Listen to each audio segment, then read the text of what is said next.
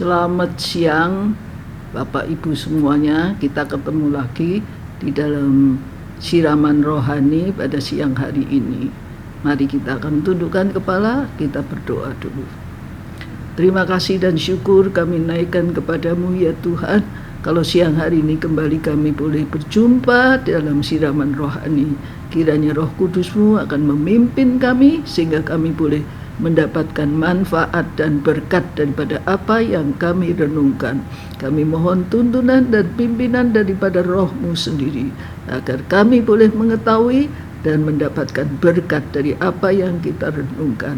Terima kasih ya Tuhan, kami pasrahkan renungan siraman rohani ini dalam kuat kuasa-Mu sendiri. Terpujilah nama-Mu, dalam nama Yesus kami berdoa.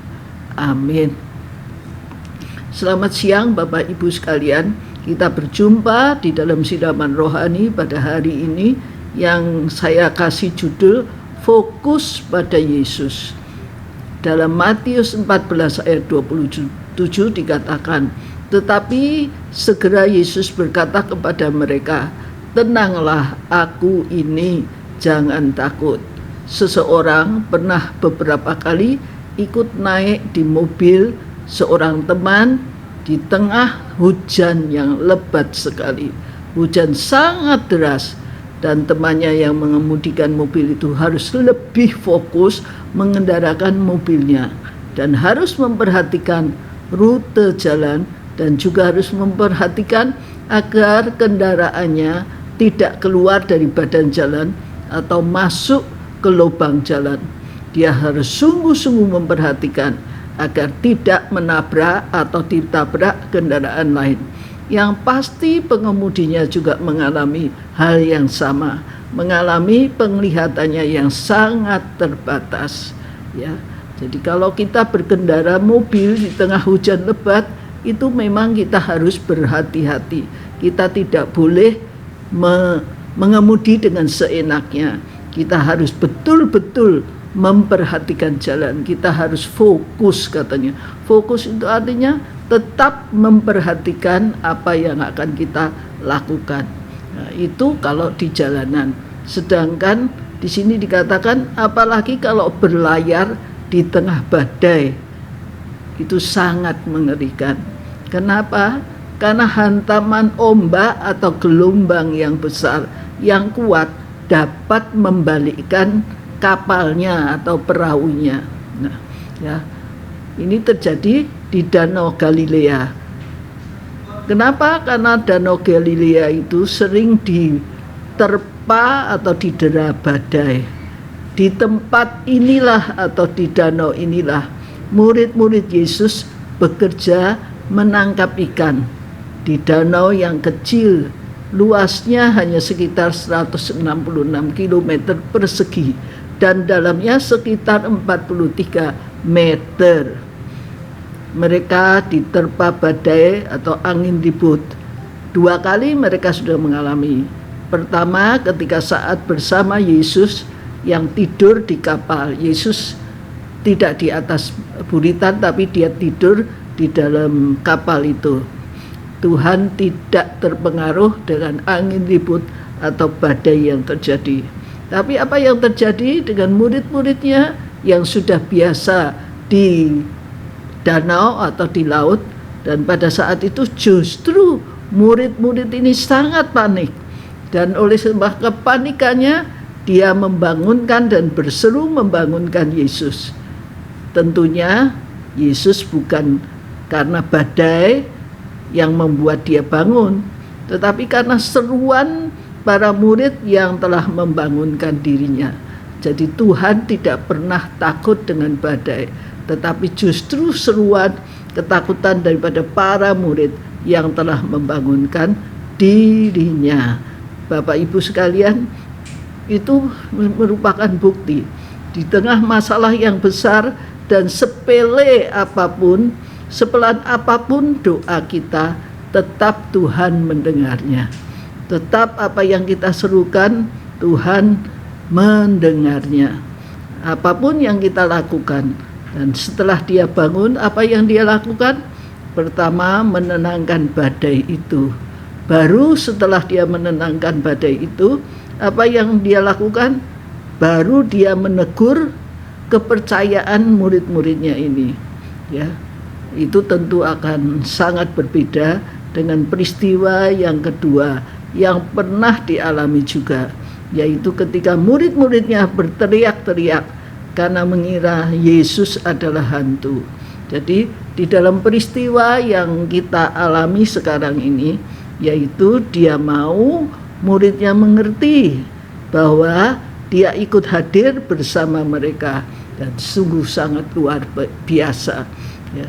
Biar badai dan masalah yang datang menerpa, ia mau membuktikan bahwa diri kepada murid-muridnya untuk menyadari bahwa dirinya bersama mereka. Jadi Tuhan tidak pernah meninggalkannya, tetapi dia ada bersama-sama dengan mereka.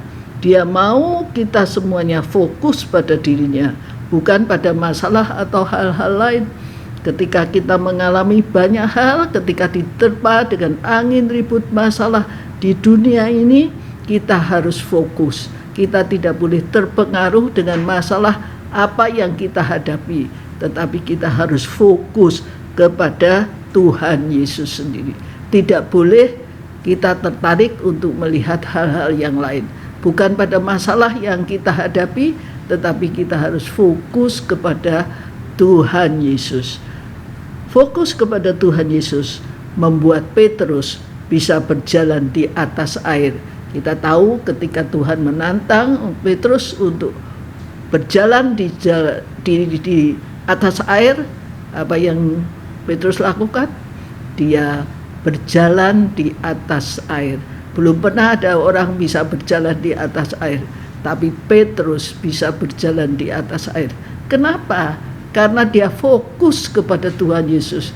Dia tidak memperhatikan akan angin ribut, dia tidak melihat air yang dia jalani, tetapi dia fokus matanya kepada Yesus sendiri. Dan itu yang membuat dia bisa berjalan di atas air, dan dia tidak pernah tenggelam karena fokusnya hanya kepada Tuhan, tidak kepada yang lain-lain ya. Tetapi apa yang terjadi ketika Petrus melihat air, merasakan angin yang bertiup, dia lupa dan mengalihkan fokusnya tidak lagi kepada Yesus. Pada saat itulah dia tenggelam, dia masuk di dalam air. Untung dia masih bisa berseru kepada Tuhan, Tuhan tolong, dan Tuhan betul-betul menolong dia. Jadi kita harus tahu bahwa Tuhan itu selalu ada bersama dengan dia, dan fokus kita tidak boleh keluar daripada Yesus sendiri. Kita harus sungguh-sungguh berjalan dan fokus mata kita hanya kepada Tuhan, tidak kepada yang lain. Pasti kita akan dapat keluar dari segala masalah-masalah. Hati kita harus sungguh-sungguh tertuju kepada Tuhan. Hati kita sungguh-sungguh harus berpaut kepada Tuhan sendiri. Jangan berpaut kepada masalah, jangan berpikir mengenai hal-hal yang lain, tetapi kita fokus. Fokus itu artinya apa? Berpusat. Tujuan kita apapun itu hanya kepada Tuhan. Maka selama engkau memandang Tuhan, selama fokus kita pada Yesus, maka kita akan keluar dari segala masalah-masalah yang kita hadapi, dan kita pasti bisa mengatasi bersama-sama dengan Tuhan. Sebab itu izinkanlah Tuhan masuk ke hati kita, sehingga kita bisa memastikan apa yang harus kita lakukan.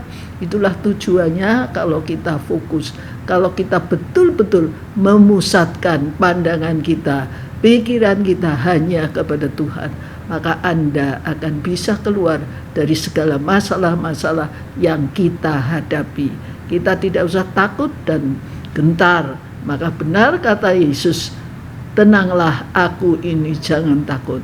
Selama ada Yesus, kita tidak usah takut dan gentar menghadapi masalah angin ribut yang ada di dunia ini.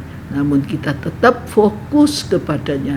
Fokus, pusatkan pikiran kita, pusatkan apapun yang ada di dalam diri kita hanya kepada Tuhan. Dengan demikian kita akan keluar dari masalah-masalah. hidup yang kita alami. Bersama dan fokus kepada Tuhan membuat kita dapat mengatasi semua masalah. Itulah kita bisa mengaminkan bahwa dengan Tuhan kita tetap tenang. Jangan takut, tidak boleh takut. Takut membuat kita gentar, takut membuat fokus kita hilang, tapi kita akan bisa mengalami kemenangan bersama-sama dengan Tuhan ketika kita fokus kepada Yesus sendiri. Pasti kita akan bisa menghadapi semuanya, dan pasti kita bisa bersyukur dan berterima kasih. Biarlah kita sungguh-sungguh mempunyai iman dan mempunyai pandangan yang fokus hanya kepada Tuhan. Yakinlah bahwa Anda sekalian akan keluar dari segala permasalahan angin ribut yang ada di dunia ini. Terpujilah namanya, dan engkau akan diberkati dengan sungguh-sungguh mengarahkan hati kita, mengizinkan Dia untuk hadir di dalam hati kita dan untuk membuat kita selalu fokus kepadanya. Tuhan kiranya memberkati. Mari kita akan berdoa. Terima kasih dan syukur kami naikkan kepadamu. Sekalipun singkat, Tuhan tanamkan akan firman-Mu di dalam menghadapi masalah-masalah dunia, badai dan angin ribut kehidupan ini. Kami mau fokus kepadamu sendiri, dan biarlah apa yang Kau katakan itu akan kami alami bersama dengan Tuhan. Kami akan tenang, kami tidak akan takut lagi, tapi kita akan keluar. Ketika Engkau masuk di dalam perahu, maka badai itu akan tenang. Demikian juga di dalam hidup kita, kalau Engkau masuk di dalam hati kita, maka kita juga akan tenang menghadapi semuanya. Terima kasih ya Tuhan, camkan akan firman-Mu di dalam hidup kami masing-masing, di dalam hati kami, dan fokuskan kami hanya kepadamu. Terima kasih ya Tuhan, Engkau berkati kami semuanya. Terpujilah nama-Mu, dalam nama Yesus kami berdoa. Amin.